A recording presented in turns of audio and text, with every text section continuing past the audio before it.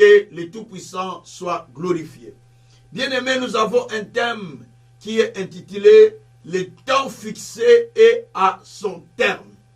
Le temps fixé et à son terme, cela est le grand thème que nous développons, qui est intitulé « Le temps fixé et à son terme ».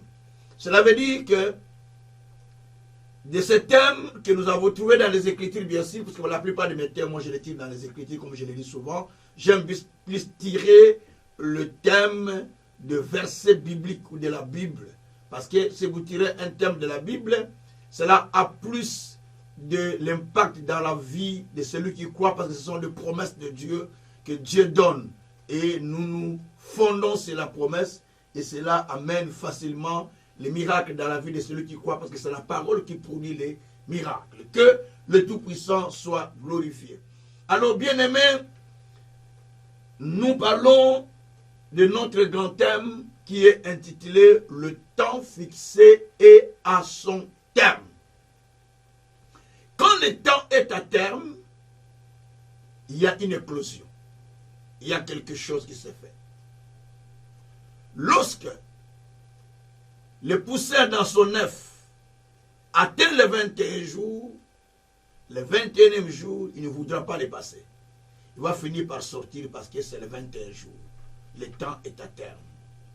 L'enfant au 9e mois est censé de sortir parce qu'il est déjà à terme. Et la maladie, au bout de son temps, il est censé de quitter une personne. Parce que Dieu a dit dans la parole de Dieu que toute chose, pour toute chose, il y a un temps. Ou pour chaque chose, il y a un temps. Ecclésiaste 3, verset 1 à 3.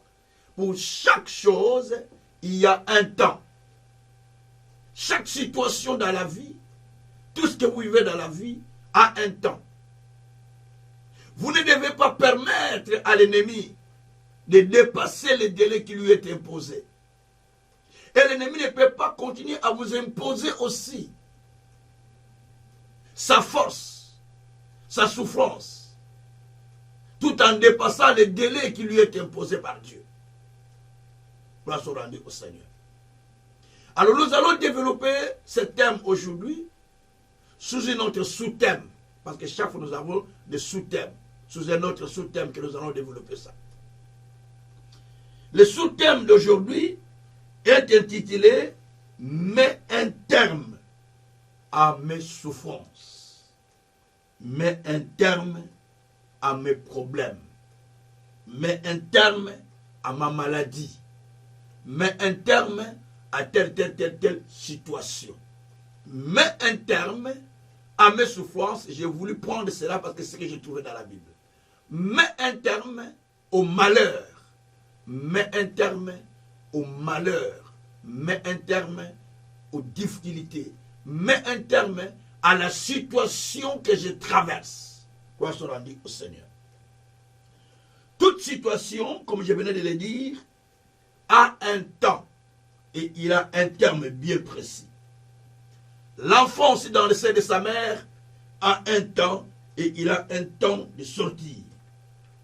Les captifs ont un temps où ils doivent sortir de leur captivité. Gloire soit rendue au Seigneur. Les diables et ses acolytes ont aussi un temps où ils sont en train de travailler en séduisant, en détruisant, en égarant les gens. Mais ils savent qu'ils ont un temps marqué pour eux, où ils seront jugés pour jeter dans la géhenne ou dans l'enfer. C'est ce que disent les Écritures. Donc ils travaillent pour... La Bible dit que, Jésus dit que le diable travaille sachant qu'il a peu de temps. Il cherche à amener beaucoup de personnes à l'égarement parce qu'il a peu de temps. Alors, donc même le diable sait qu'il a peu de temps, il a un terme à ce qu'il fait. Il y a un temps où tout doit s'arrêter, où le Seigneur va juger le prince destructeur pour pouvoir les condamner et les mettre en enfer, ou la gêne, ou les lacs du feu. Ce sont les expressions que nous dit la Bible. Qui sera jeté dans les lacs du feu, où il va passer éternellement là-bas dans le feu brûlant. Que Dieu soit loué. Bien sûr, avec ceux qui ne croient pas en Dieu, et ceux qui les suivent, qui marchent dans le mal, qui marchent dans le péché. Alors, bien-aimé, tout ce que tu vis dans ta vie a toujours un terme. A toujours un terme. Même la durée de notre vie, elle a un terme. Au terme de notre vie, nous retournons dans la poussière. L'esprit sort, rentre à Dieu qui l'a créé. Le pleureur pleure. Les portes s'ouvrent. Les grandes battants s'ouvrent. Ce que dit Ecclésiaste 12, à partir du verset 7. Vous descendez jusqu'au verset 9. Le pleureur pleure. La Bible dit que c'est là la fin d'une personne. Mais la Bible dit que l'esprit retourne à Dieu. L'esprit ne meurt pas. L'esprit retourne à Dieu. La poussière retourne à la poussière. Le corps retourne à la poussière. Mais l'esprit retourne au Créateur. C'est pourquoi vous devez faire très attention de s'attacher à Dieu, de vous sanctifier spirituellement. Pas pour gagner seulement de l'argent, pas pour vaincre la bataille terrestre, mais pour vaincre la bataille spirituelle qui va faire en sorte que vous ne puissiez pas aller en enfer. Si vous n'arrangez pas votre vie maintenant que je parle, si la mort vous attrape maintenant, même si vous avez servi le Seigneur pendant des années, vous vous retrouvez en enfer. Pour une petite faute que vous allez faire, pour une petite faute, tout est annulé, vous vous retrouvez en enfer. C'est pourquoi jour après jour, nous devons marcher dans la sanctification et dans la crainte de Dieu, dans la justice, jusqu'à ce que le Seigneur revienne. Et s'il ne revient pas aujourd'hui, et que nous vivons, que nous passons à la mort, donc nous devons nous préparer pour entrer dans la gloire de Dieu, pour entrer devant le Seigneur, parce que chacun sera jugé selon les actes qu'il aura posés sur cette terre. Donc si vous ne marchez pas dans cet aspect, que vous prêchez que pour que les gens soient bénis, vous prêchez qu'ils soient bénis, recevez de l'argent, recevez ça, mais vous ne parlez pas de l'éternité, je ne sais pas. À savoir, ceux qui ont eu des milliards, des Rockefeller qui étaient des milliardaires dans ce monde, ils sont partis, ils ont tout laissé. Beaucoup de milliardaires sont partis, ils ont tout laissé. Mais si vous ne vous préparez pas pour la vie éternelle, et que vous amassez seulement des choses sur la terre, vous n'amassez pas pour le ciel. La Bible dit que malheur à vous qui amassez seulement des choses si vous amassez les trésors sur la terre, faites en sorte que vous amassez aussi les trésors pour le ciel. Non seulement pour la terre, où la terre et la ruine va tout détruire. Que Dieu soit loué. Alors bien aimé, tout ce que nous faisons sur cette terre a un terme. Le péché aussi a un terme. Il doit finir. Un jour où le Seigneur viendra, quand il prendra son église, tous nous serons sanctifiés, nous vivrons comme des anges, les péchés n'existeront plus. Parce que Dieu va réformer même la terre et le ciel. La Bible dit qu'il y aura un nouveau ciel et une nouvelle terre. Donc il y aura de nouveaux cieux et une nouvelle terre, dit les Écritures. Ça, c'est des enseignements que nous ne voulons pas enseigner aujourd'hui. Bon, on les réserve pour une autre période que Dieu permettra. Voilà. Donc, et c'est des choses qui vont arriver.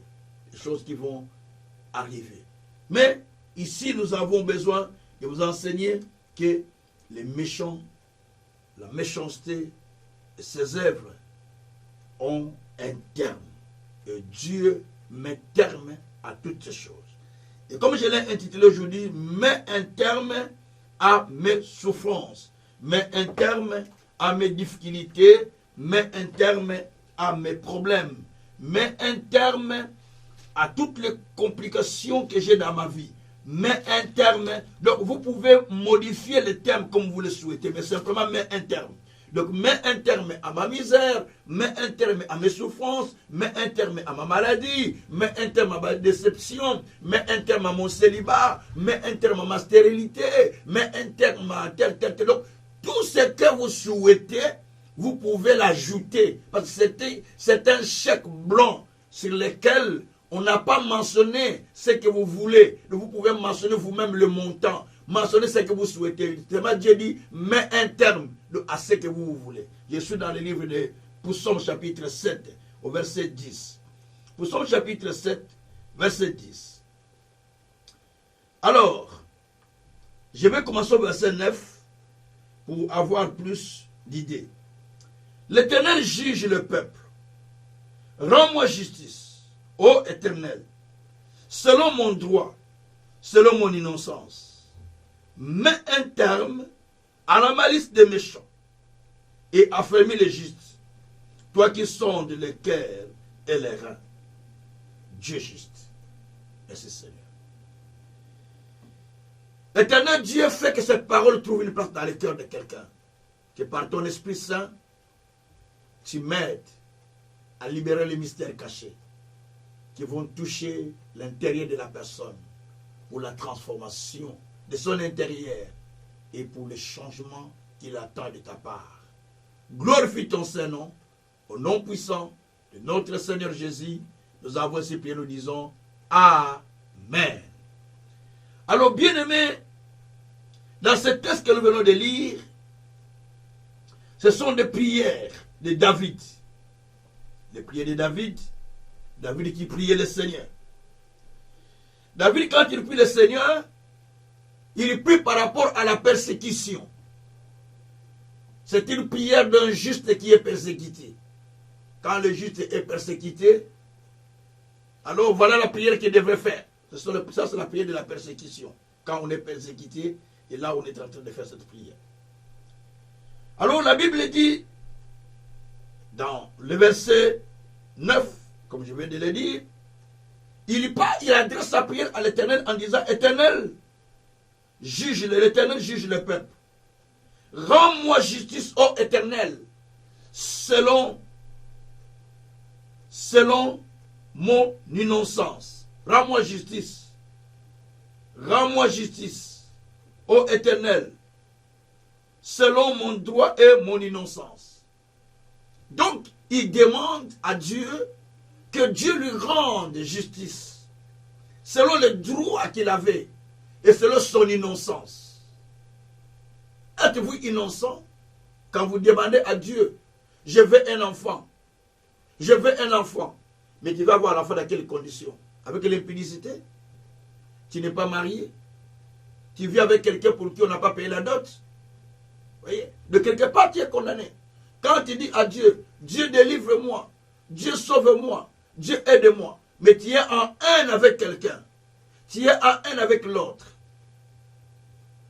ou tu es en rancœur, rancune avec les autres, les rancœurs, une kele contre Baninga. Donc quand il y a toutes ces choses, est-ce que tu vas dire à Dieu, rends-moi justice et droiture selon mon innocence? Est-ce que tu es innocent à ce moment-là? Non. Quand tu fais tout ce qui est mauvais, est-ce que tu es innocent à ce moment-là? Quand tu vas dire, je vais lui faire ça, il va voir que je suis à combien de degrés je chauffe, il va me connaître. Est-ce que tu es innocent devant Dieu? Non. Job était innocent devant Dieu. Dans tout ce qu'on reprochait, qu'on lui reprochait, dans tout ce qu'on disait contre lui, et si tout ce que le diable faisait contre lui, il a été toujours innocent. Parce qu'il disait que Dieu va défendre ma cause. Et son innocence a été manifestée. Dieu est intervenu à la fin parce qu'il était innocent. Et qu'examinons-nous? Comment nous vivons? Comment nous marchons? Comment nous pensons au fond de nous-mêmes? Parce que Dieu sonde les reins et les cœurs, dit la Bible. Comment vous vivez? Comment vous pensez à l'intérieur? Qu'est-ce que vous planifiez au fond de vous? Qu'est-ce que vous dites que je suis en train de faire ça? Ça. Je vais lui montrer que moi je suis. Oui, tu fais ça. C'est parce que c'est ce que tu trouves bon de faire. Mais la parole de Dieu te voit complètement. La parole de Dieu te dépeint. La parole de Dieu te dénide. La parole de Dieu est en train de rentrer au fond de toi pour te vérifier comment tu vis. Et c'est ça le problème. Ce qui est caché, aux yeux de Dieu n'est pas caché. Elle est dénidée. Les choses sont ouvertes. Sont ouvertes, pardon. Donc vous n'avez pas besoin, vous ne pouvez pas dire, non, moi, rien, on ne voit pas, moi. Attention, attention, attention. C'est pourquoi la Bible dit, rends-moi droit, rends-moi justice, selon mon droit et selon mon innocence. Tu as des droits. Est-ce que tu connais ces droits pour dire que ça c'est mon droit? Tu les connais? Parce que les droits sont traduits au travers des promesses que Dieu nous donne. Les droits sont traduits au travers des promesses que Dieu donne. Ce sont des droits à bénéficier.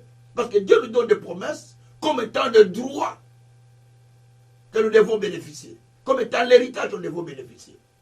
Voilà ce qu'on a dit au Seigneur. Et le verset 10 il dit, mets un terme à la malice de méchants et affermis les justes, toi qui sondes le cœur et le rein, Dieu juste. Merci Seigneur. Mets un terme à la malice des méchants. Mets un terme au malheur, au mal des méchants. Mets un terme aux actes des méchants. Mets un terme à ce qu'ils m'imposent.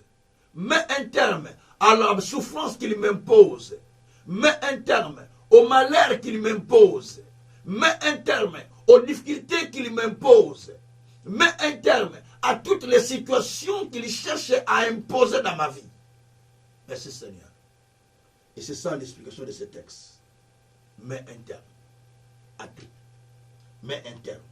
Merci Seigneur Jésus. Alors, bien-aimés, les méchants, les dominateurs, les sorciers, tout ce qui travaille pour Satan, pour réduire la vie des gens, pour détruire la vie des gens, les maudisseurs de jour, les fruiteurs des étoiles, tout ça c'est dans la Bible. Tout ce qui mettent des nuages sur la vie des gens, pour que cela ne puisse pas avancer. Dieu dit qu'il va mettre un terme sur eux. Dieu a fixé un temps. Il a fixé un temps où tous ces gens seront jugés. Tous ces gens auront un jugement devant le Seigneur. Que Dieu soit loué. Alors, bien-aimés, toutes les situations que nous vivons dans le monde ou dans la vie ont toujours un terme. Parce que, comme je l'ai dit au début, Ecclésiaste 3, verset 1er, que pour chaque chose, ou pour toute chose, il y a un temps. Il y a un temps fixé. Les enfants d'Israël devaient partir en captivité selon les paroles que Dieu avait dit à Abraham, qui n'a pas respecté scrupuleusement ce que Dieu lui avait dit de faire, mais qui avait fait de sa manière. Dieu lui a dit, nous sommes dans Genèse chapitre 15, à partir du verset 7, Dieu lui dit de couper tous les animaux en deux et de lui présenter ça comme sacrifice. Il a pris tous les animaux, il a commencé à couper en deux. Et quand il a pris les pigeons, il dit, oh, le pigeon, il est petit. Bon, il a déposé, il n'a pas coupé les pigeons. Il a présenté ça en sacrifice à l'Éternel. Et Dieu n'était pas d'accord. Et lui, il va s'endormir. Le Seigneur lui apparaît. Que parce que tu as désobéi à ce que j'ai dit, tes descendants iront en captivité pendant 400 ans. Là, nous sommes dans le verset 13, Genèse 15, verset 13 et 14. Les descendants iront en captivité pendant 400 ans. Jusqu'à ce que l'iniquité des Amoréens, je pense, soit à son comble. Donc, les peuples ou les descendants d'Abraham, les enfants d'Israël, doivent partir en captivité faute d'un grand-père qui n'a pas coupé les pigeons. Et pourtant, il a tout coupé, sauf les pigeons. Attention, je veux dire une chose. À cause de beaucoup de parents, les enfants souffrent aujourd'hui. Bisobana, tozomona passi, à cause de ma parents biso. Je veux dire ça en français, ne vous en faites pas. Nous, les enfants, nous souffrons beaucoup à cause des actes de nos parents, à cause des comportements de nos parents, à cause des agissements de nos parents, à cause des attitudes de nos parents. Je ne dis pas que tous les parents sont mauvais, Il y a des parents qui craignent Dieu. Il y a des parents qui marchaient dans la crainte de Dieu. Il y a des parents qui ne faisaient pas tout ce qui est mauvais. Vous imaginez un père qui est allé prendre la femme d'autrui, qui est allé prendre sa belle-sœur, sa belle-mère, sa cousine, sa nièce. Il est sorti avec. Quelles conséquences cela aura-t-il sur la vie des enfants? Pour une interrogation. Il y en a beaucoup. Ce n'est pas un enseignement d'aujourd'hui. Mais il y en a, si je vais donner cet enseignement, vous serez étonnés. Mais un jour, j'en donnerai. Il y en a beaucoup. Une maman qui trompait son mari. Ou pendant qu'il était en fiancé, il trompait. Alors qu'il était déjà fiancé. On a déjà donné la prédote. Quelle sera la conséquence sur ces enfants? Les parents qui vont aller dans des fétiches. Les parents qui vont faire des choses mauvaises. Quelle sera la conséquence? J'avais donné une fois un témoignage.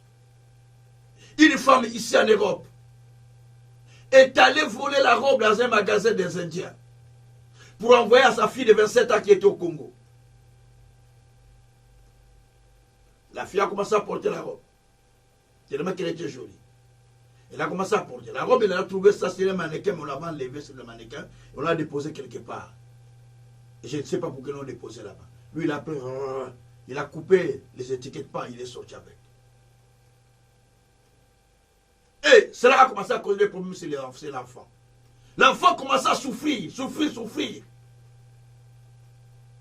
Tel hôpital ne trouve pas la maladie. Mais l'enfant ne dort pas. Il voit des choses. On l'amène à l'église. À l'église, on prie. L'homme de Dieu dit, ah, je vois que je faut que votre maman vienne. La maman quittait l'Europe. Elle est partie au Congo. Elle est partie au Congo. Elle voit les pasteurs. L'homme de Dieu lui dit, maman, pendant que j'ai prié, je voyais quelque chose de louche.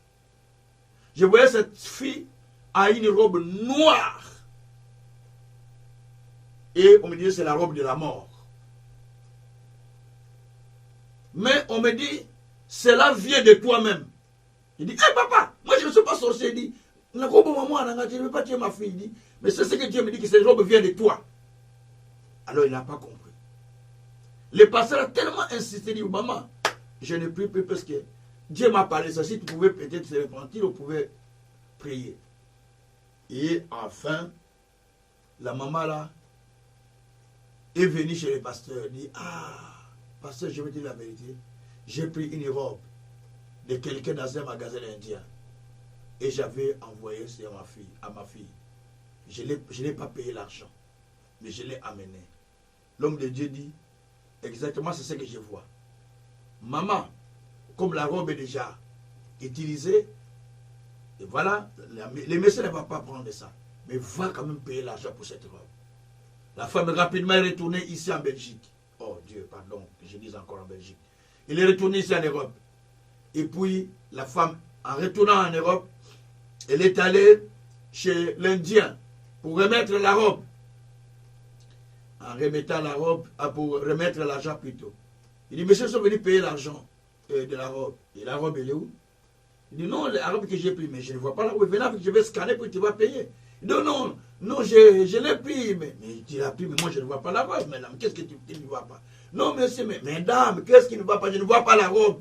Mais viens avec la robe, je vais scanner pour que tu vas payer. Il dit, mais non, je l'avais pris. Je ne pas dit, mais madame, mais moi, je ne vois pas la robe. Mais où est la robe? Madame, tellement il insistait, il dit, madame, mais je vais appeler la police, peut-être qu'il y a un problème de la tête, je vais appeler la police, mais là, il va venir. Et madame dit, non, attendez, je vais t'expliquer. Je suis venu dans les magasins, j'ai regardé, j'ai vu une très belle robe qui était au coin là-bas, c'est les mannequins, mais qui n'était pas posée vraiment dans le mannequin, mais elle était juste au-dessus des mannequins. Et ça m'a beaucoup intéressé, je l'ai pris, je suis parti avec, mais je n'ai pas payé l'argent. Oh, mais comment toi tu es parti sans payer l'argent dans les magasins? Il dit, je l'ai pris, je suis parti sans payer l'argent. Il dit, oh, attends, je vais appeler le patron. L'Indien qui travaillait appelle son patron. Quand le patron a dit, la robe, celle qui était là, qui coûtait plus de 700 et quelques euros, oui, cette robe-là. Il dit, mais j'ai là, je vais payer tout. Il dit, non, madame, tu as déjà payé depuis longtemps. Il dit, comment tu as payé? Tu as déjà payé Ce n'est pas moi qui t'ai dit de prendre cette robe. Hein. Tu es parti avec, tu n'as pas payé à la caisse. Mais tu étais parti. On ne t'a pas vu qu'on avait enlevé cette robe. On avait mis ça à côté. Juste, c'était là. Dans les mannequins. C'était là. Ah, ok. Mais tu as déjà payé, tu ne payes plus. Tu as déjà payé, vas-y. La dame voulait se dire, madame, tu as déjà payé. Pour nous, tu as déjà payé. Tu es parti avec, tu as déjà payé. Nous, on ne prend pas l'argent parce qu'on n'a pas vu la robe pour laquelle qui est venu à la caisse. On scanne pour qu'on paye. Donc, tu as déjà payé pour nous. C'est fini. Tu as déjà payé, va. C'est ton problème. Ah! La dame est retournée à la maison, elle a commencé à regretter. Ce n'est que je veux faire. Oh! Le jour suivant, on l'appelle au téléphone que l'enfant est décédé. La jeune fille de 27 ans est décédée. Bien-aimé, ce témoignage que je viens de donner, c'est pour éveiller notre conscience. Bien-aimé, tout ce que nous faisons sur cette terre, il y a toujours des conséquences. Beaucoup des enfants aujourd'hui ont des difficultés à cause de vous les parents.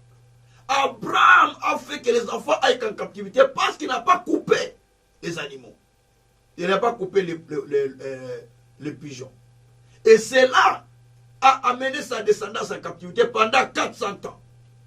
Ces enfants ne pouvaient pas sortir de la captivité aussi longtemps les 400 ans n'étaient pas encore accomplis.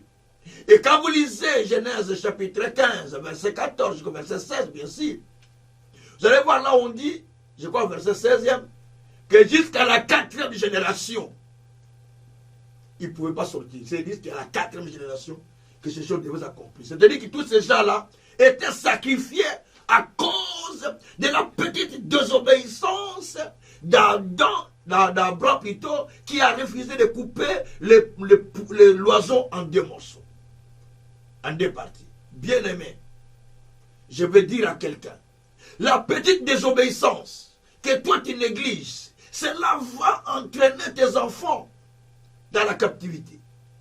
La désobéissance que tu fais, les actes que tu fais, le péché que tu fais en cachette, cela va descendre chez tes enfants. Tes enfants vont les payer. Nous payons le prix, nous tous, nous le savons, surtout nous les Africains. Nous souffrons souvent à cause des choses de fait que nous n'avons pas fait, mais que les parents ont fait. Nous le savons. Et nous subissons tous. Merci Seigneur. Alléluia. Nous subissons tous, bien-aimés. Nous savons que ces choses existent. Nous sommes en train de subir les conséquences des choses que nous n'avons pas fait, mais que les parents ont fait. Mais on est en train de payer. On paye le prix. Bien-aimés, Dieu a dit, ils ne peuvent sortir de là que après 400 ans. Donc les termes, c'était 400 ans. Donc ils ne pouvaient pas sortir avant. Mais lorsque le temps fut accompli, Dieu maintenant exauça la prière de ses peuples. Alléluia. Lorsque le temps fut accompli, Dieu exauça la prière de ses peuples. Et Dieu entendit leur cri. Posez-vous la question. Tout ce temps que ces peuples criaient, tout ce temps que les peuples gémissaient, tout ce temps que les peuples souffraient, pourquoi Dieu n'est-il pas descendu? C'est un problème de terme. C'est un problème de temps fixé. Parce que le temps fixé n'était pas encore à son terme. Dieu ne pouvait pas descendre. Mais juste quand le temps fixé était arrivé à son terme, et là nous voyons Dieu descendre. Nous voyons Dieu venir. Nous voyons Dieu venir parce qu'il devait cette fois-ci intervenir, défendre la cause du peuple, parce que le temps fixé était déjà à son terme. Gloire soit rendue au Seigneur. Alléluia. Bien-aimés, il y a des choses que nous vivons dans ce monde, mais qui se passent des fois inaperçues. Des fois nous ne faisons pas attention. Mais la conséquence est là. Vous la vivez jour après jour. Vous le subissez. Vous dites, mais pourquoi moi? Mais vous le savez pourquoi. Merci Seigneur. Que Dieu soit loué. Alors, bien-aimés,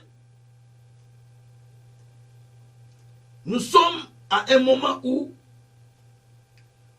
nous avons besoin que les choses arrivent au terme. Et que le terme de Dieu soit respecté.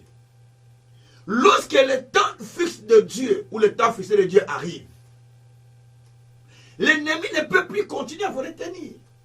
Pharaon ne pouvait plus continuer à retenir les enfants d'Israël. Il a tenté de les poursuivre.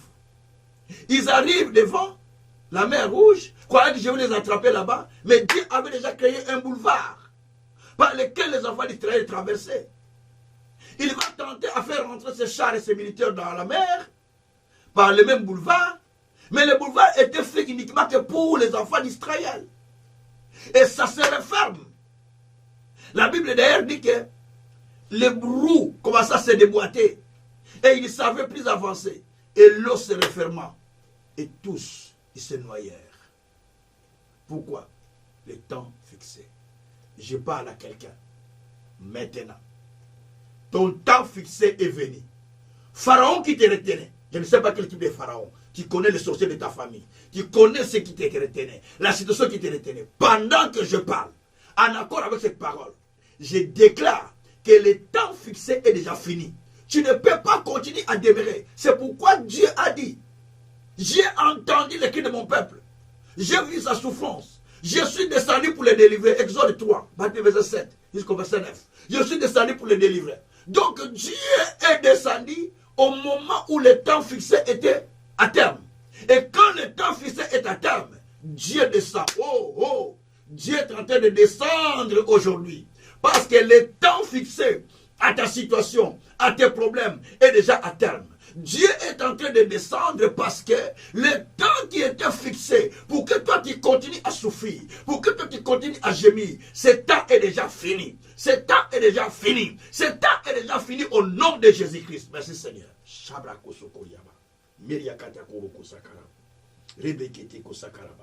Alléluia. Quiconque cherchera à te poursuivre, il va perdre son premier-né comme Pharaon. Pharaon a voulu retenir les enfants d'Israël alors que le temps fixé était fini. Et vous connaissez la conséquence, hein? Il a perdu le prince héritier, hein? Le premier-né de sa famille, le prince héritier. Donc il est mort, seulement au sommeil. Le matin, il ne s'est pas réveillé. Et tout le monde a perdu un premier héritier. Ils ont dit, oh les rois, laissez ce peuple partir. Nous avons perdu nos premiers rois. Pendant qu'ils étaient dans l'enterrement, ce jour-là, c'est le jour où les enfants d'Israël sont sortis. Oh Jésus, ils sont en train de dire à quelqu'un, au moment où ces gens-là, Dieu va les mettre au cimetière, à l'enterrement de leurs proches, à l'enterrement de leurs acolytes. Vous êtes en train de sortir parce que Dieu déjà a vu que votre temps fixé est fini. Vous ne pouvez plus continuer à demeurer dans cette situation. Vous devez sortir. Pendant que je parle, j'ai dit à quelqu'un, ton temps de sortir est arrivé. Ton temps de sortir est arrivé. Pharaon ne peut plus te retenir. Quel est ton pharaon? Quelle est ta situation qui te retient? Ça ne peut plus te retenir. Si ça continue, ça sera noyé. Et toi, tu sors au nom de Jésus-Christ. Merci Seigneur. Alors, bien-aimé, quand le temps fixé arrive, Dieu se met à l'œuvre. Quand le temps fixé est à terme, Dieu se met à l'œuvre. Nous allons lire Ésaïe 40, verset 2. Une promesse que Dieu a dit sur nous qui croyons à la parole, sur nous qui avons la foi aux Écritures et aux promesses. Parce que croire en Dieu, c'est croire à la parole d'abord. Ne pas dire je crois en Dieu, mais tu ne crois pas à sa parole, ça ne sert à rien. Si tu crois en Dieu, tu dois croire à sa parole. Comme si tu crois à une femme, tu crois à un mari, il faut croire à ses paroles aussi, bien sûr. C'est ça, en fait. Alors, nous sommes dans Ésaïe 40, verset 1er au verset 2. Consolez, consolez mon peuple, dit l'Éternel, dit votre Dieu. Parlez au cœur de Jérusalem. Criez-lui que sa servitude est finie, que son iniquité est expiée, et qu'il a reçu de la main de l'Éternel au double de ses péchés. Merci Seigneur. Consolez les peuples. Consolez-les encore de cette manière. Dis-leur que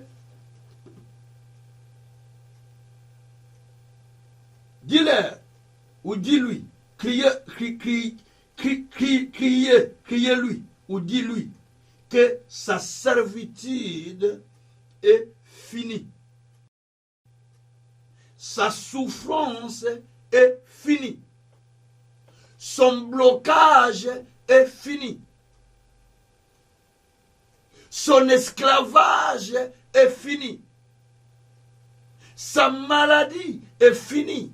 Ses difficultés sont finies. Son aveuglement est fini. Toutes ces situations qui troublent sa vie sont finies ou est finies. Toute situation est finie.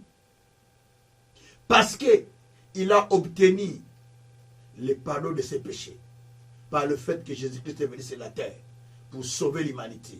Tu as obtenu le pardon de tes péchés par le fait que Jésus-Christ s'est sacrifié à la croix pour sauver l'humanité, pour te sauver. Et Dieu dit, ta servitude est finie. Ta condamnation est finie. Ta maladie est finie. Toutes les situations qui te compliquent sont finies. Toutes les situations qui bloquent ta vie sont finies. Parce que Dieu a déjà tout terminé par le fait que toi, tu as reçu Jésus comme Seigneur et Sauveur. Peut-être tu as besoin de recevoir Jésus comme Seigneur et Sauveur ce soir. Peut-être tu as besoin de recevoir Jésus. Si tu es là, tu peux lever la main, je vais prier pour toi. En donnant ta vie à Jésus-Christ pour que tu participes à ces messages qu'ils sont en train de donner. Tu veux donner ta vie à Jésus? Suis-moi dans cette prière rapidement. En levant les mains vers le Seigneur. Seigneur Jésus, je viens à toi. Je te confie ma vie. Mon cœur gémit. Je pleure en voyant mes péchés. Alors que tu les as pris à la croix. Pardonne-moi. Purifie-moi. Lave-moi par ton sang. Je t'accepte en ce jour comme mon Seigneur et mon Seigneur et mon Sauveur. Écris mon nom dans le livre de vie. Donne-moi ton Esprit Saint pour que je continue à te servir et à m'attacher à toi. Merci Saint-Esprit d'avoir accepté que je participe à la bénédiction qui est en Jésus-Christ dans les siècles des siècles. Au nom de Jésus. Amen. Maintenant, vous êtes dedans. Vous pouvez participer à cette bénédiction maintenant que nous sommes en train de partager. Gloire soit rendue au Seigneur. Alors, bien-aimés, parlez au cœur de ce peuple que sa servitude est finie. Je parle à quelqu'un maintenant que ta situation là est déjà finie. Tes problèmes là sont déjà finis. Ta misère là est déjà finie. Toutes ces difficultés que tu vives sont déjà finies. Donc tu ne peux pas continuer à vivre ça. Tu ne peux pas continuer à gémir. Tu ne peux pas continuer à se tourmenter de ça. Parce que cela est déjà fini. Dieu l'a déjà fini. Dieu l'a déjà fini. Je dis, Dieu l'a déjà fini. La captivité est déjà finie. La souffrance est déjà finie. La misère est déjà finie. Tous les problèmes qui troublent ta vie, Dieu met un terme à cela à partir d'aujourd'hui. Que cela est déjà fini à cause de celui qui est venu sauver l'humanité. À cause de la personne à qui tu as crié. C'est pourquoi la Bible dit dans Ésaïe 53, verset 4 à 5, il s'est chargé de mes souffrances. Il a pris mes difficultés. Il a pris tous mes problèmes. Il s'est chargé de ma maladie. Par ses maîtrises, je suis guéri. Je proclame la guérison dans la vie de quelqu'un ce soir. Je proclame la guérison dans ma propre vie. Je proclame la guérison sur ceux qui sont en train de me suivre à l'instant. Je déclare que les souffrances qui sont dans mon corps, qui sont dans ton corps, que cela se déloge de nous. Alléluia. Que cela retourne dans le corps de Jésus qui les a apportés déjà. Au nom de Jésus-Christ. Ah. Nazomi mango pour la nini. Yesu makamote. Jésus n'a pas porté cela. Pourquoi ça doit rester dans mon corps? Que cela sort de moi. Parce que Jésus les a apportés. Je ne veux pas les porter moi. Que cela retourne à la croix. Là où Jésus les a apportés. Par le nom de Jésus-Christ. Oh. Merci Seigneur. Je parle à la maladie. Je parle à la souffrance. Retournez à la croix. Là où tu as été vaincu par Jésus. Parce qu'il t'a porté à la croix. Et par ses blessures, moi je suis guéri. Et l'autre est guéri, mon frère est guéri, ma soeur est guérie. Donc je ne veux plus voir cette situation dans ma vie, ni dans ta vie. Je déclare toute situation qui te condamne, toute situation qui te bloque, je le déclare, retournez à la croix. Retournez à la croix. Là où vous avez été vaincu. Là où vous avez été vaincu au nom de Jésus-Christ. Parce que vous avez été écrasé à la croix. Vous avez été triomphé à la croix. On vous a triomphé par Jésus à la croix, dit la Bible. C'est pourquoi la Bible dit, il y a donc plus de connaissances pour ceux qui sont en Jésus-Christ. Romains 8, verset 1. Il y a donc plus de connaissances pour ceux qui sont en Jésus-Christ. Et il continue aussi dans Colossiens 2,14. Il a effacé l'acte dont les ordonnances nous condamnaient et qui continue à subsister contre nous. Oui, ce soir, il a effacé toutes les situations qui continuent dans ta vie. Alléluia. Tout ce qui continue à troubler ta vie, tout ce qui continue à devenir ta vie, Dieu les a déjà effacés. Dieu les a déjà annulés. Dieu les a déjà supprimés à la croix. Afin que tu puisses vivre une vie heureuse, une vie de paix. Parce que le terme de la souffrance, le terme du malheur, le terme des œuvres des méchants est déjà expiré. Donc, le temps est déjà expiré plutôt.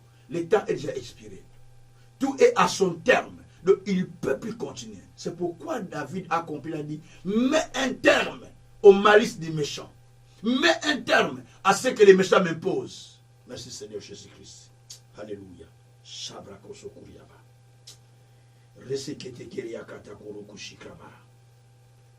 L'ennemi sait qu'il a un peu de temps. C'est pourquoi il est en train de vous tourmenter. Il sait qu'il a un peu de temps. Et toi, tu es aussi distrait. Mais l'ennemi sait qu'il a un peu de temps. Il n'a plus assez de temps.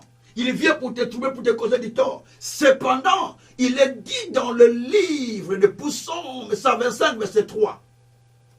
Les bateaux de la méchanceté ne pourra pas continuer à demeurer dans la vie des justes.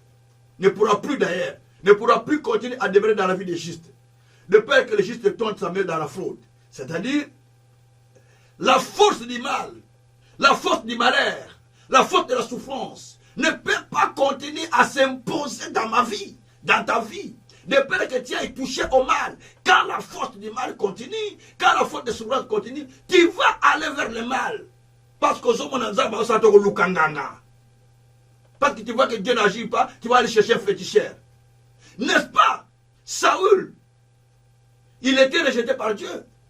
Mais quand Dieu ne lui répondait plus, qu'est-ce qu'il a fait? Il est parti chez les féticheurs, non?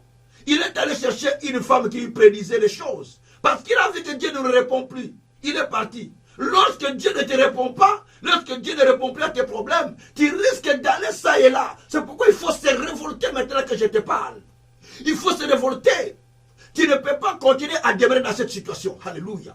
Tu ne peux plus continuer à demeurer dans ces problèmes. Assez, assez, assez. Non, tu ne peux pas.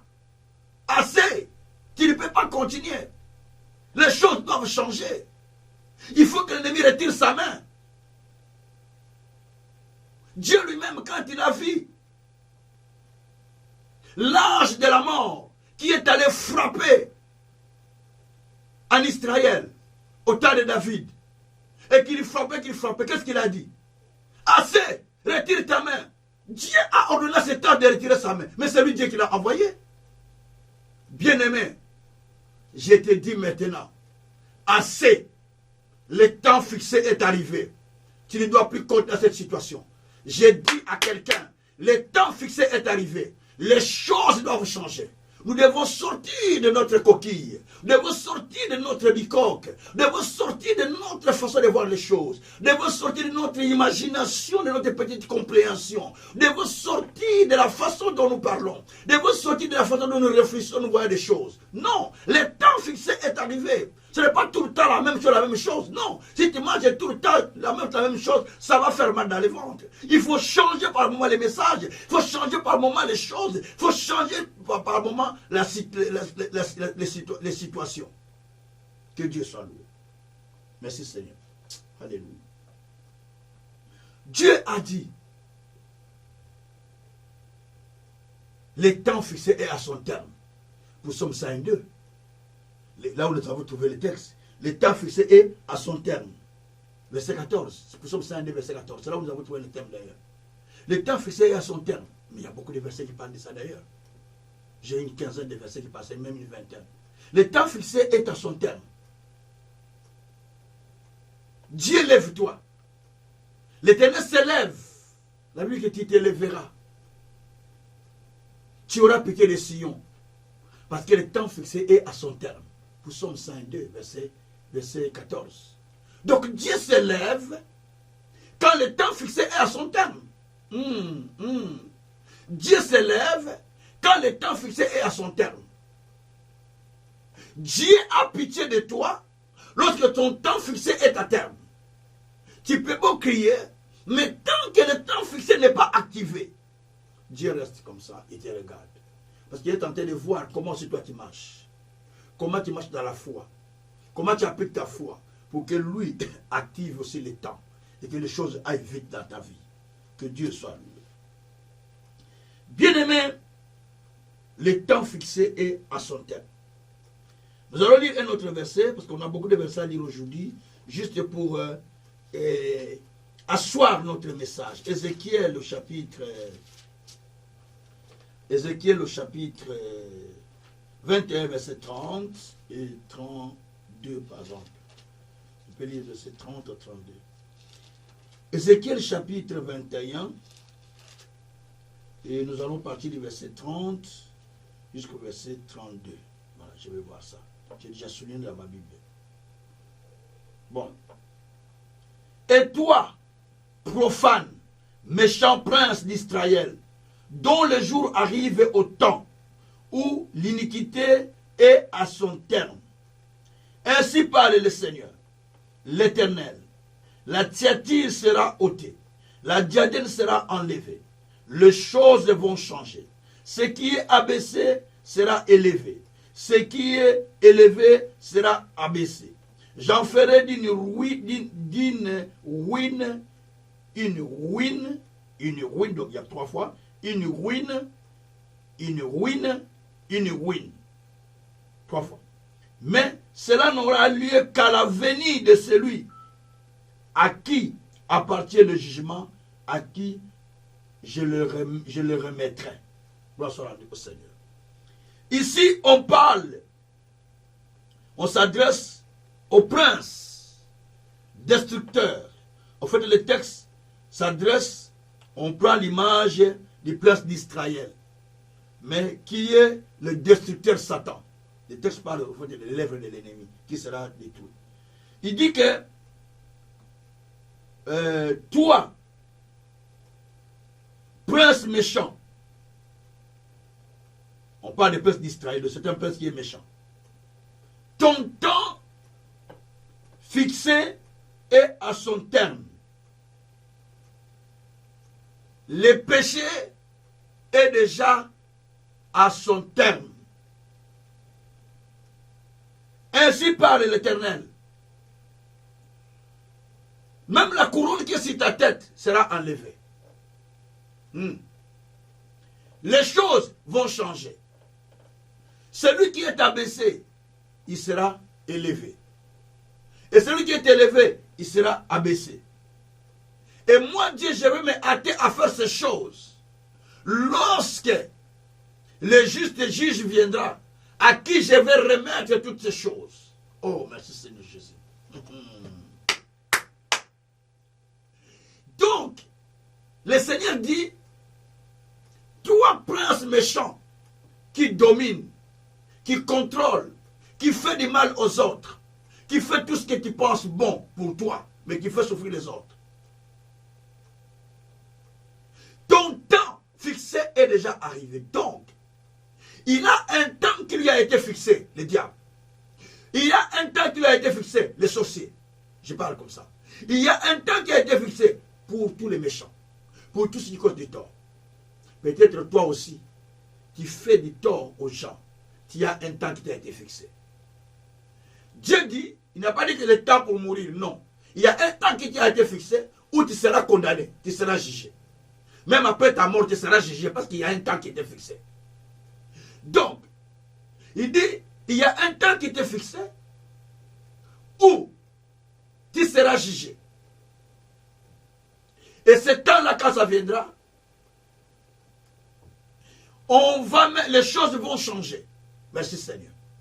C'est un temps où les choses changent. Ce temps fixé qui est à terme est un temps de changement des choses. Un temps où les choses changent, ce qui était plus haut, qui se croyait être plus haut, pom, il tombe par le bas. Ce qui était par le bas, pom, il monte en haut. Ce qui avait la diadème, c'est la tête. La couronne, c'est la tête. La tiatyre, elle est enlevée. Et les choses changent. Et tout cela, c'est fait à la venue de notre Seigneur Jésus-Christ.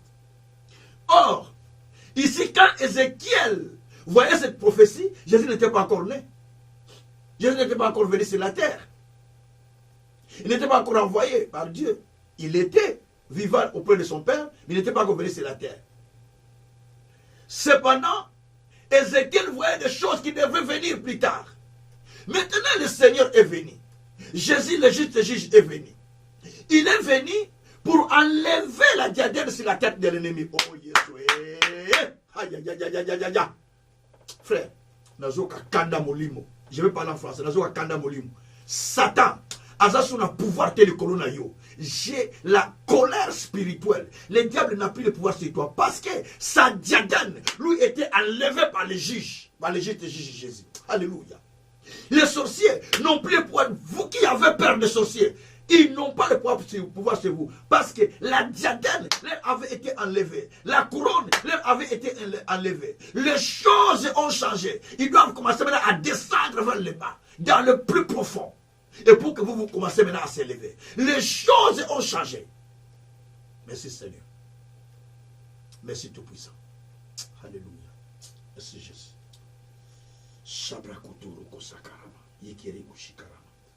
Jésus est venu pour cela. C'est pourquoi dans Galates 4, verset 4 à 4, verset 1 à 4, pardon, Galates chapitre 4, verset 1 à 4, la Bible dit que l'héritier,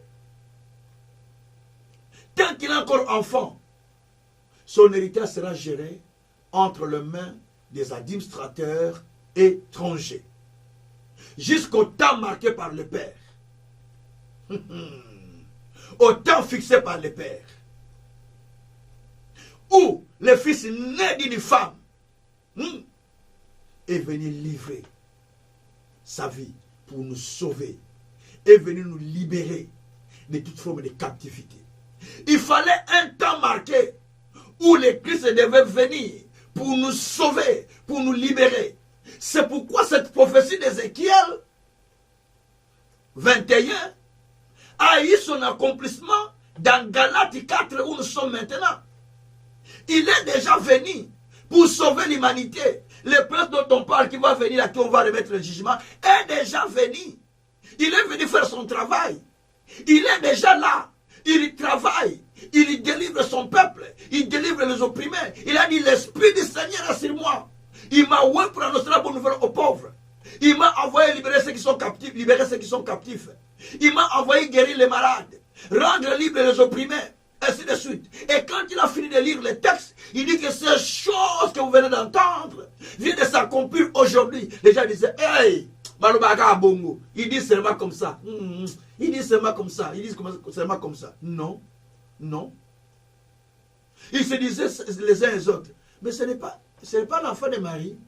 Ce n'est pas l'enfant de Joseph, le monsieur ménisé là. Ce n'est pas l'enfant. Comment tu peux dire des choses comme ça? Mais parce qu'il ne comprenait pas que le temps fixé était arrivé. Bien répété, c'est ton cas aussi aujourd'hui. Le temps fixé est là. Le temps fixé est là pour que tu sors de tes problèmes. Le temps fixé est là pour que tu sors de ta situation. Mais tu ne comprends pas. Tu ne comprends pas. Tu ne maîtrises pas. Tu ne saisis pas que le temps est déjà là. Que le temps est déjà là pour que tu sors de cette situation, pour que tu sors de tes problèmes. Le temps est déjà là, bien aimé.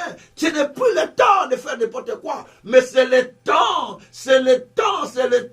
d'expérimenter la puissance de Dieu. C'est le temps de vivre la gloire de Dieu. C'est le temps d'être libéré. C'est le temps de voir son miracle. C'est le temps de sortir de sa captivité. C'est le temps de sortir de sa maladie. C'est le temps de sortir de ses angoisses. C'est le temps de sortir des rejets. C'est le temps de sortir de toute situation. Bien aimé, je vais lire un dernier verset qui va vous énerver. Ça va m'énerver, ça va vous énerver aussi. Shabrakoroko Sakarama. Reketeko sakarababa rokotoko. Rabrakatako shikarababa. Eyakoroko shikarama. Alléluia. Vous savez, Dieu a dit dans Sophonie 3, verset 15, jusqu'au verset 17. Je vais lire ça après. Je vais lire ça, n'en fais pas. Dieu a dit dans Sophonie, dans chapitre 3, qu'il n'y a plus de malheur à éprouver. Pour toi, il n'y a plus de malheur à éprouver. Parce que l'Éternel, ton Dieu, est au milieu de toi comme un héros puissant.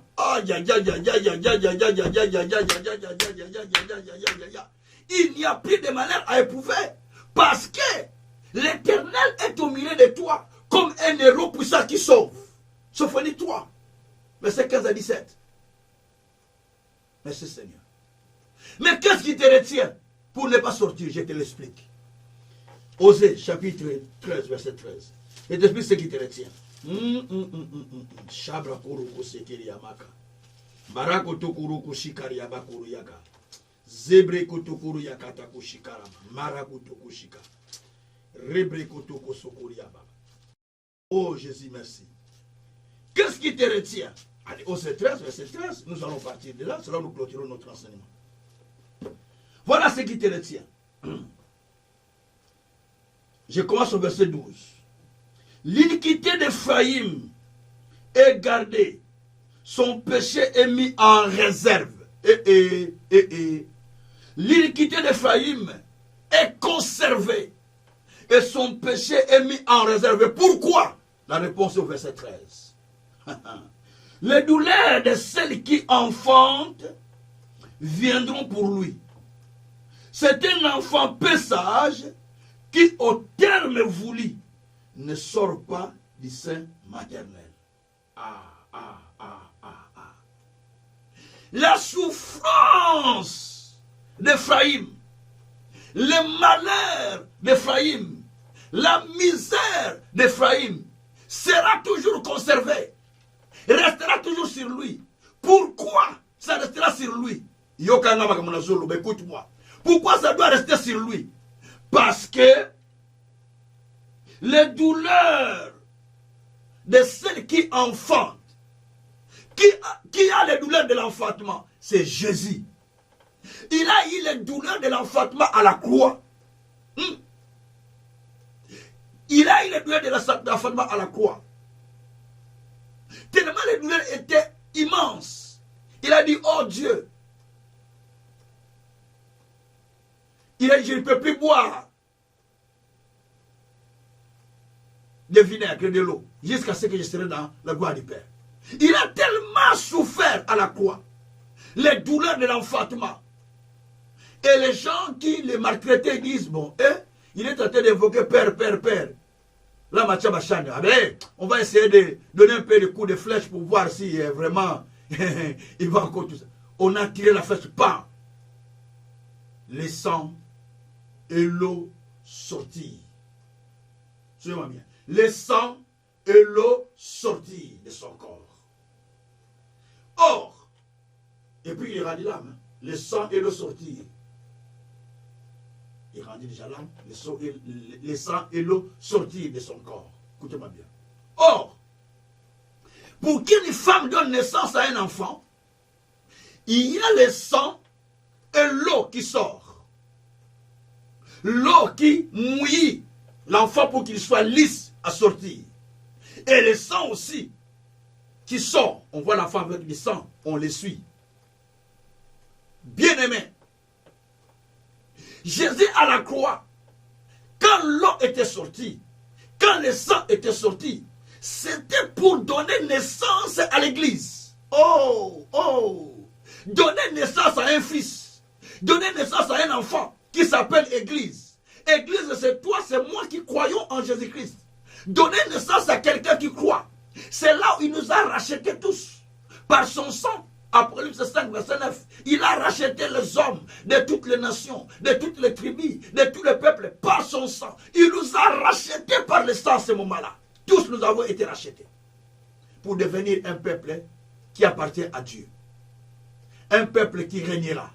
Mais le problème est que, on nous dit ici, pendant que Jésus a fait ce travail, le douleur de l'enfantement est arrivé. Mais il y a certaines personnes qui ne comprennent pas que Jésus a déjà enfanté. Il nous a déjà enfantés pour que nous ne demeurions plus là-bas. C'est pourquoi la Bible même dit dans Ephésiens 2, verset 10, que nous avons été créés en Jésus-Christ pour accomplir des bonnes œuvres, des grandes œuvres que Dieu a préparées d'avance. Oh, merci Seigneur. Tu es déjà créé en Jésus pour accomplir, pour réaliser des choses merveilleuses, les choses grandes, les choses que Dieu a préparées pour toi. Bien-aimé. Ah, Shabrakuruku Sakarama. Mais on nous explique ici dans les versets 12 à 13 que l'iniquité d'Ephraïm est mis en réserve. Ses souffrances sont mises en réserve. Donc, pas si l'on est réservé pour la Yekaka. Donc, la souffrance n'a pas quitté, on les réserve pour. Pourquoi on les réserve encore pour lui? La réponse est claire. Parce que la douleur de celle qui va enfanter est venue. De la maman qui devait enfanter est venue. Mais Ephraïm est un enfant peu sage. Il ne voulait pas sortir, il continuait à s'attacher sur le ventre de sa maman. C'est ce que dit la Bible. Les douleurs sont venues. Mais au lieu de sortir, il continue à s'attacher. Donc il y a des gens qui veulent rester là où ils sont, qui veulent demeurer dans leur situation. Il dit, oui papa, parce que tu as prié, mais je me vois toujours là-bas. Bon alors je vais faire quoi? J'ai prié, je te vois toujours là-bas, mais je vais faire quoi? Je vais devenir Jésus pour mourir à cause de toi? Ah non, je ne peux pas faire ça. Bien aimé, Jésus-Christ est venu, il a donné sa vie pour nous sauver, pour nous libérer. Il est venu pour libérer ceux qui sont captifs. Moi, j'étais captif. Je vivais sur la rue. Je vivais beaucoup de choses. Le Seigneur m'a ramassé sous le pont. Alléluia. Il m'a ramassé sous le pont. Il m'a sorti sous le pont. Il m'a dit, conduis cet avion. Va commencer à disparaître dans le monde. C'est tout, c'est la parole de foi. Pour que tu ailles libérer ceux qui sont captifs. Alléluia. Va libérer ceux qui sont captifs. Ceux qui sont emprisonnés. Ceux qui sont dans des îles. Ceux qui sont dans des problèmes. Va les libérer par cette puissance de la parole que je t'ai donnée. Tu es pour décider pour des miracles. Et tu seras grand. Mais je n'ai pas oublié ces paroles. Je vis avec ça jusqu'à ma mort. Je vis avec ça jusqu'à ma mort.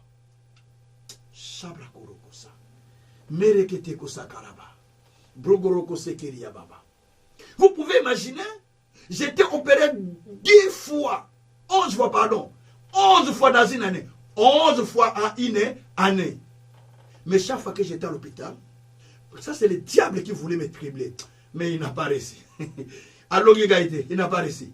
Pendant qu'il faisait tout ça, mais moi, j'ai retourné à Dieu. J'ai dit, Seigneur, souviens-toi que toi qui m'as ramassé sur les ponts. Tu m'as dit conduis l'avion. Va distribuer l'eau dans le monde. Tu es pour dessiner pour des miracles. Va libérer ceux qui sont captifs. Seigneur, je sais que j'ai un mandat d'aller libérer. Mais tu veux me permettre de partir. Je n'ai pas encore tout libéré. Non, non, non, non. Laisse-moi vivre pour libérer les âmes qui sont retenues captives. C'est pourquoi je marche dans la crainte de Dieu. Ce n'est pas pour l'acclamer au jeu des gens, mais je marche dans cette crainte. Parce que je sais là où je viens. Là où Dieu m'a ramassé. Si je n'étais pas quelqu'un qui marchait dans la crainte, vous ne serez plus avec moi, je ne vous m'entendrai plus. Je vous parle. Là, l'ex-évêque Kazin, ancien ou défunt. Mais Dieu, que je sers dans toute humilité, dans toute simplicité, dans la grâce qu'il m'a donnée, m'a sauvé, m'a délivré.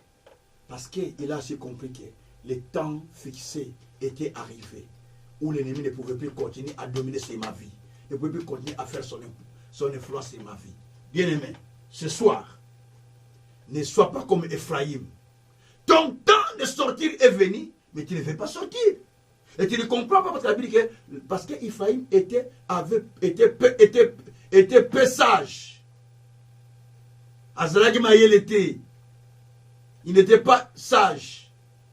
Donc pendant que les autres sortent, pendant que les autres sont en train de dire, ah c'est le moment de sortir, le thème est déjà venu. Il se donne, lui il dit, ah moi je n'aime pas ça, moi j'écoute ça. Et yokana yo maman, yokana yo papa, écoute ce que toi tu veux. Mais moi je te parle de ce que Dieu me dit. Je te parle de ce que Dieu m'enseigne. Vous savez combien de personnes sont sauvées? Tous les jours je reçois des témoignages. Je vois que je commence à transférer des témoignages déjà dans le WhatsApp, pourquoi? C'est tous les jours que je reçois des témoignages. Les témoignages. Les gens qui sont sauvés au travers des messages qu'ils écoutent. Ceux qui sont loin où il y a des méga difficiles pour regarder utiliser leur téléphone avec l'internet. Mais ils me suivent régulièrement. Par la radio ou par des vidéos. Ils cassent l'argent, ils se donnent des peines, acheter des unités pour pouvoir me suivre. Parce qu'ils savent l'importance des messages qu'ils sont en train d'écouter. Oh Ephraïm, si tu savais que les choses que je suis en train de dire, c'est pour ta sortie, mais tu n'as pas compris. Alors tu vas rester dans les ventres de ta mère. Tu vas rester dans les ventres de ceux qui t'ont avalé. Mais c'est le moment maintenant de sortir. Quand le poussin arrive au 21e jour, il ne peut plus continuer. Il va taper lui-même la coquille pour sortir. C'est l'heure de sortir, bien-aimé. Ah, merci Jésus. C'est l'heure de sortir. Ma mission, que j'ai dit, tu vas sortir, c'est ma mission, parce que c'est le message que Dieu m'a donné. Va sortir, j'allais en captivité. Tu dois sortir. Bien-aimé, ton temps fixé est arrivé à son terme. Et tu dois te décider de sortir. Tu ne craindras plus l'ennemi. Tu ne craindras plus les malheurs. Parce que l'Éternel, ton Dieu, est au milieu de toi comme un héros puissant, dit Sophonie 3, verset 15 à 17. Il marche avec toi comme étant un héros puissant pour te sauver. Maintenant, tu peux commencer à parler à Dieu. Tu dis, Seigneur, merci. J'ai compris que maintenant, je dois sortir de mes problèmes. Le temps fixé est déjà arrivé. Parce que toi, tu as dit dans Isaïe 40 que parle au cœur du peuple que son temps est déjà à terme. Il ne doit plus continuer à demeurer dans la captivité. Donc le temps de sortir est déjà arrivé. Isaïe 51, verset 14 dit, bientôt, celui qui est dans les chaînes, il sera libéré. Le ton temps de sortir est arrivé. Tu dois dire au Seigneur, Seigneur, maintenant, tu me sors. Je ne peux plus parce que toi, tu as dit, parle aux oreilles de mon peuple. Que son péché est fini. L'état de sa captivité est fini. Maintenant, il doit sortir. Il ne peut plus demeurer dans la captivité. Parle au Seigneur maintenant. Alléluia. Parle au Seigneur, parle au Seigneur. Seigneur Dieu, merci. Merci parce que je comprends maintenant que le temps, Seigneur, est fini. L'état de la captivité est fini. L'état de la captivité est fini. L'état de la captivité est fini, Seigneur. L'état de la captivité est fini, Papa. L'état de la captivité est fini, Seigneur. Oh Dieu, je comprends maintenant, Seigneur, que le temps est fini. Le temps est fini. Le temps est fini. Le temps est fini. Je ne peux plus continuer à demeurer. Je ne peux plus continuer à rester. Je ne peux plus continuer à rester. Oh Dieu de grâce, Dieu d'amour, le temps de ma captivité est fini. Le temps de ma captivité est fini. Le temps de ma captivité est fini. Je dois sortir de la maladie. Je dois sortir de la souffrance. Je dois sortir de misère. Je dois sortir de complications. Le temps est fini. Le temps est fini. Le temps est fini. Oh Dieu, mets terme aux œuvres de l'ennemi. Mets terme aux œuvres de l'ennemi. Mets terme aux œuvres de l'ennemi. Mets fin aux œuvres de l'ennemi. Mets fin aux œuvres de l'ennemi dans ma vie, Seigneur. Mets fin aux œuvres de l'ennemi dans ma vie. Mets fin aux œuvres de l'ennemi dans ma vie. Par la puissance du Saint-Esprit. Au nom de Jésus. Mets fin, Père, aux œuvres de l'ennemi. Mets fin, Père, à l'action de l'ennemi dans ma vie, dans mon ministère, dans ma santé, dans ma maison, sur mes enfants, sur mon couple, sur tout ce qui me sont chers, sur les enfants spirituels, sur la communauté vie nouvelle, sur les serviteurs, sur le peuple que tu m'as donné, sur les serviteurs que tu m'as donné. Mets fin, Seigneur, aux œuvres de l'ennemi. Mets fin, Seigneur, aux œuvres de l'ennemi, dans la maison de Landou, dans la maison de Junior, dans la maison de Mondo, dans la maison de Kavanda, dans la maison de Philo, dans la maison de Iya, dans la maison de Laurent, dans la maison de Timothée, dans la maison, Seigneur, de Boissa, dans la maison de tous les serviteurs que tu m'as donnés, c'est dans la maison de Ali, dans toutes les maisons, Seigneur. Mets fin, Père, mets fin, Père, aux œuvres du diable, mets fin, Père, aux œuvres de Satan, mets fin, Père, aux œuvres sataniques, mets fin, Père, aux œuvres des ténèbres. Oh Rabraka Shikarababa, Mebreke Shikarababa, Mebreke Shikarababa, Mebreke Sakarababa, Rebreke Sekarababa. Bebrekete kete koroko sakaraba. Oh rekete ko sakariababa. Regrekete ko sakarababa. Ribre gozo koriakaka. Rakata ko sakarababa. Rugragara kota kata kose. Idebere kosokoria baba. Mangoroko takasakaraya. Iye koroko sakaria baba. Urakata kosakaria baba. Erabreke te kota kora mana kose. Iye ngoroko toko sokoro baba. Ade koto kosakara baba. Oh yabakoro bako. Hey yabakoro bakosa. Hey yabakoro bakosa. Hey yabakoro bakosa. Seigneur, maintenant, me fais à mes souffrances, me fais à ma misère, me fais à ma confusion, me fais à toute chose, me fais mon Dieu, à l'ignominie, à la souffrance, à la misère, aux complications, me fais Père, dans la vie de mon frère, dans la vie de ma sœur, dans celui qui m'entend, me fais Père, Rebreko sakaraba. Erabrakadakose,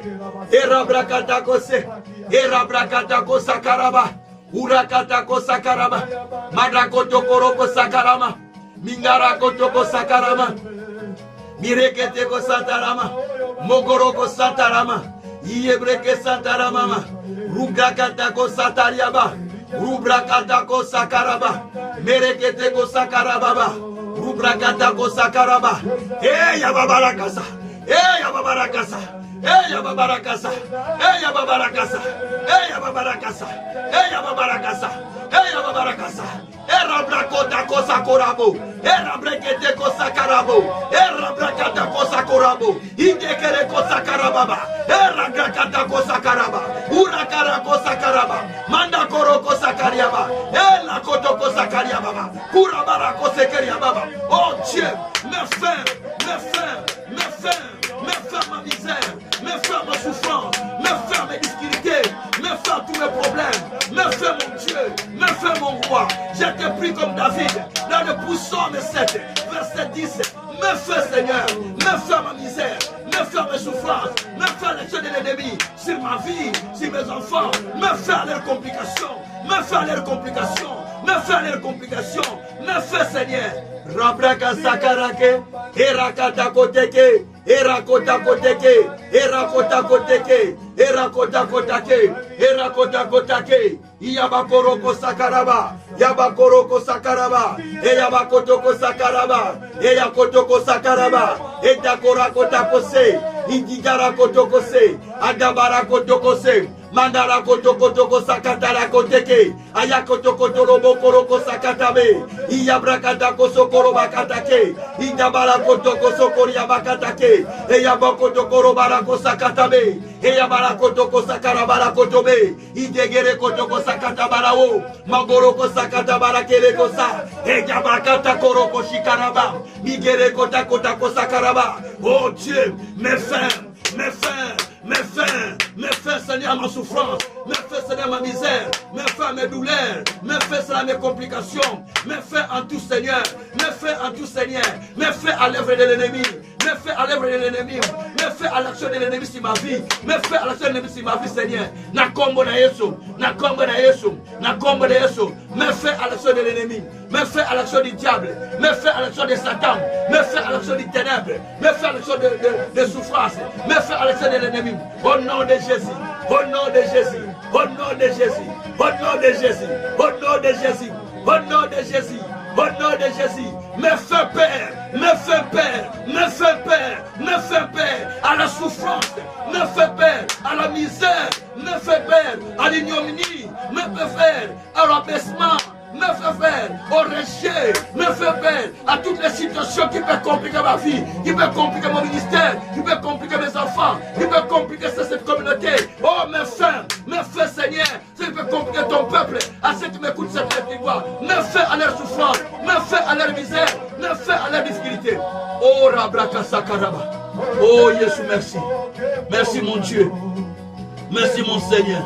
Merci, Tout-Puissant. Rebreko Sakaraba. Robroko Sakarababa, Rebreke Sakarababa. Merci mon Dieu, merci mon roi, merci mon Seigneur, merci le Tout-Puissant, merci le Dieu de gloire, merci le Dieu de justice, merci le Dieu de salut, merci le Dieu du miracle. Je te bénis pour le miracle, je te bénis pour les signes, je te bénis pour le prodige, je te bénis pour ce que tu fais. Oh, sois glorifié, oh, sois magnifié, oh, sois sanctifié par le nom de Jésus. Par le nom de Jésus. Par le nom de Jésus. Par le nom de Jésus. Par le nom de Jésus. Par le nom de Jésus. Robroko sakarababa. Alléluia. Kembo na yo. Ebo kembo na yo. Kembo na yo. Egwa la yo ya ya.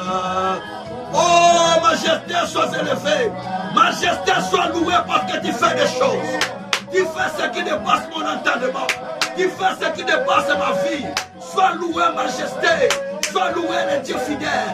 Sois loué, le Dieu des miracles. Sois loué, le Dieu des signes et des prodiges. Alléluia. Kembo na yo.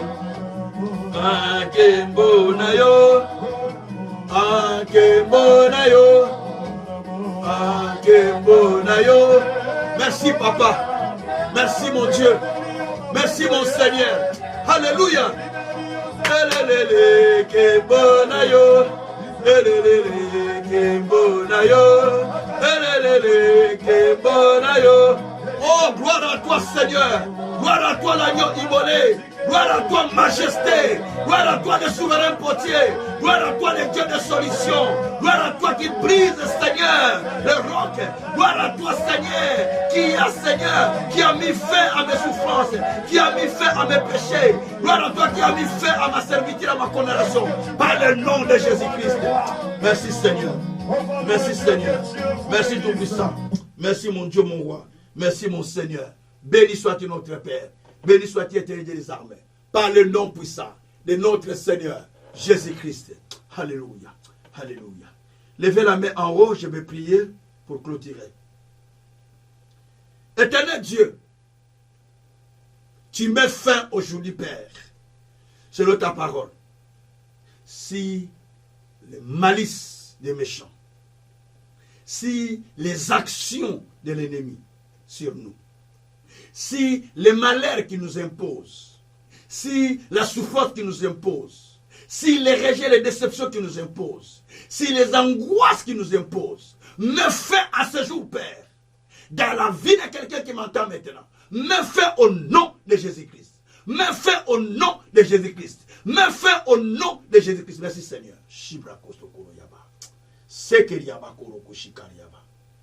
Sois glorifié. Sois magnifié, notre Dieu, dans les siècles et les siècles. Au nom de Jésus-Christ. Recevez la paix de Dieu. Recevez la protection de Dieu. Recevez l'élévation de Dieu. Recevez le miracle du Tout-Puissant au travers de cette parole. Par le nom de Jésus-Christ. Amen. Merci. Soyez bénis infiniment. Par le nom de Jésus-Christ. Nous partageons le bonheur. Oui. Le bonheur et la grâce m'accompagneront tous les jours de ma vie. Et j'habiterai dans la maison de l'Éternel jusqu'à la fin de mes jours. Au nom puissant de notre Seigneur Jésus-Christ, nous disons Amen. Merci beaucoup pour vous tous qui étaient fidèles à me suivre. Vous tous qui étaient fidèles à suivre nos enseignements. Que le Tout-Puissant puisse vous bénir. Que le Créateur continue encore à vous soutenir. Continue encore à être avec vous. Et qu'il continue à nous parler au travers de cet enseignement. Partagez l'enseignement. Partagez avec d'autres personnes. Téléchargez notre application Canal Vie Nouvelle. Canal Vie Nouvelle. Vous êtes tapé Canal Vie Nouvelle. Donc, un mot séparé, Canal Vie Nouvelle. Ou vous allez sur App Store. Vous tapez Canal Vie Nouvelle aussi en un seul mot. Donc, vous pouvez télécharger l'application Canal Vie Nouvelle sur Play Store ou sur App Store. Et vous pouvez facilement nous suivre en radio, en YouTube, en Facebook, en Instagram. Tout c'est dedans dans cette application. Donc avec cette application, vous avez tout dedans. Donc vous avez la facilité de me suivre sans problème. En radio 1 ou en radio 2, nous partageons le même message. Que le Tout-Puissant puisse vous bénir